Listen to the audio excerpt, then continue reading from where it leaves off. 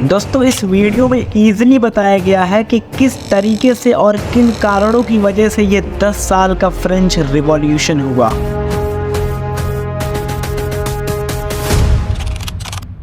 जय हिंद दोस्तों, आज की इस वीडियो में हम देखेंगे द फ्रेंच रिवॉल्यूशन। और दोस्तों वीडियो शुरू करने से पहले बता दो कि तुम इस 10 साल की हिस्ट्री इस एक वीडियो से समझने जा रहे हो, तो थोड़ा पेशेंस जरूर रखना। बिना किसी देरी किए वीडियो शुरू से शुरू करते हैं।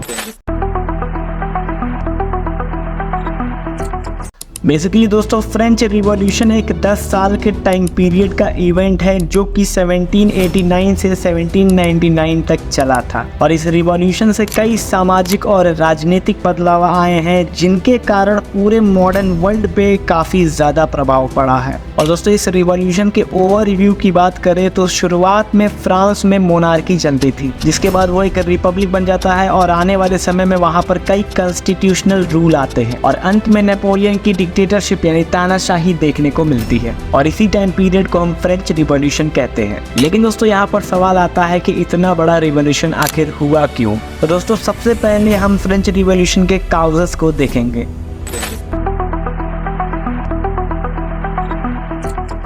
तो दोस्तों इसके पीछे कोई एक कारण नहीं होता है, कई कारण होते हैं। तो आइए बिना किसी देरी किए इन सभी कारणों को समझने की कोशिश करते हैं। सबसे पहले मैं पॉलिटिकल काउजेस को बताना चाहूंगा। इस फ्रेंच रिवॉल्यूशन के राजनीतिक कारण में सबसे पहला नाम आता है लुई 14 का, जिनका टेन्योर 1643 से 1715 तक था, जिस बीच इन्होंने कई बैटल्स लड़े और जीते। लेकिन इन बैटल्स की वजह से फ्रांस कर्ज में चला जाता है, क्योंकि जैसा कि हम सब जानते हैं दोस्तों कि कोई कंट्री अगर वॉर लड़ती है तो वो वॉर जीते या हारे उसे फाइनेंशियल क्राइसिस तो देखने ही पड़ते हैं। सेम यहाँ पर भी यही हुआ था और इस कर्ज की वजह से सोसाइटी में महंगाई बढ़ जाती है। साथ ही ये एक बहुत ही बेरहम रूलर भी माना जाता था। और दोस्तों इसे एब्सोल्यूट डिस्पोट भी कहा गया है, यानी पक्का तानाशाही। और इसके बाद आते हैं लुई 15, जिनका टेन्योर 1715 से लेकर 1774 तक था। और इनके समय में फ्रांस और ब्रिटेन यानी इंग्लैंड के बीच में 7 ईयर वॉर्स लड़ी गई थी और इस वॉर में फ्रांस की हार हुई थी, जिस कारण फ्रांस का कर्ज और भी बढ़ जाता है और वहाँ कई जगहों पे फूड शॉर्टेज जैसे प्रॉब्लम्स देखने को मिले थे।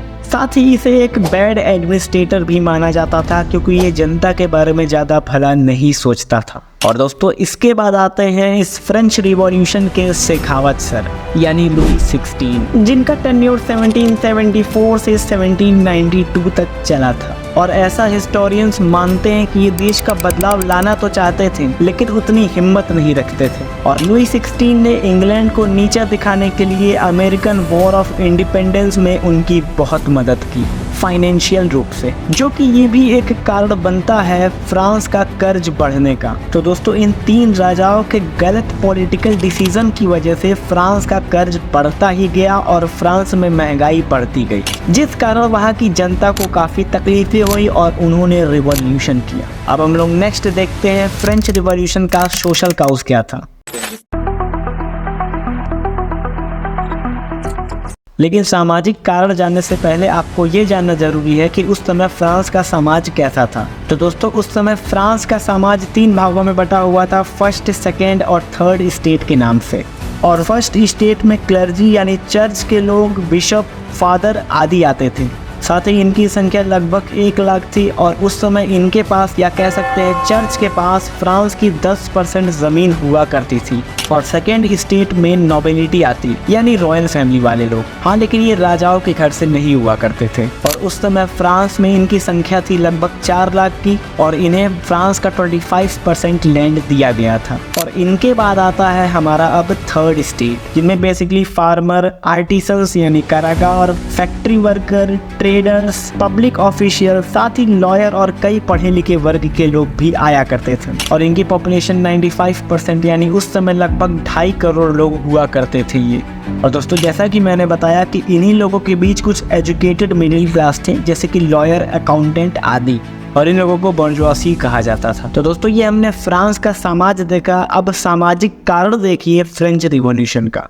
सबसे पहले ये बता दो कि उस समय किंग द्वारा फर्स्ट और सेकेंड स्टेट में जितने लोग आते थे उनके ऊपर कोई टैक्स नहीं लगाया गया था, जबकि थर्ड स्टेट पे बहुत ज्यादा टैक्स लगाया गया था। और यही भेदभाव एक सामाजिक कारण बनता है फ्रेंच रिवॉल्यूशन का। और दोस्तों फ्रेंच रिवॉल्यूशन का तीसरा कारण माना जाता है इकोनॉमिक काउस को। देखो एक्चुअल में फ्रांस की पॉपुलेशन 1700 एडी में 2 करोड़ यानी 20 मिलियन थी और 1789 में अप्रॉक्स 28 मिलियन पहुंच चुकी थी। लेकिन जितना फूड तब प्रोडक्ट होता था उतना ही फूड का प्रोडक्शन अभी भी होता था, क्योंकि इस बीच जितने भी किंग्स आते गए उनमें से किसी ने भी एग्रीकल्चर पे काम नहीं किया था और इसी कारण फ्रांस के मार्केट में आए दिन रेट बढ़ता रहता था। और दोस्तों इसी बीच अराउंड 1789 में फ्रांस में एक बहुत ही खतरनाक विंटर पड़ती है जो कि अनाज को काफ़ी नुकसान पहुंचा देती है, जिस कारण इमीडिएट फूड का प्राइस बढ़ा और फ्रांस के कई हिस्सों में भुखमरी देखने को मिली। और दोस्तों यही एक बहुत बड़ा इकोनॉमिक यानी आर्थिक कारण बनता है फ्रेंच रिवॉल्यूशन का। अब दोस्तों लास्ट है हमारा इंटेलेक्चुअल काउस।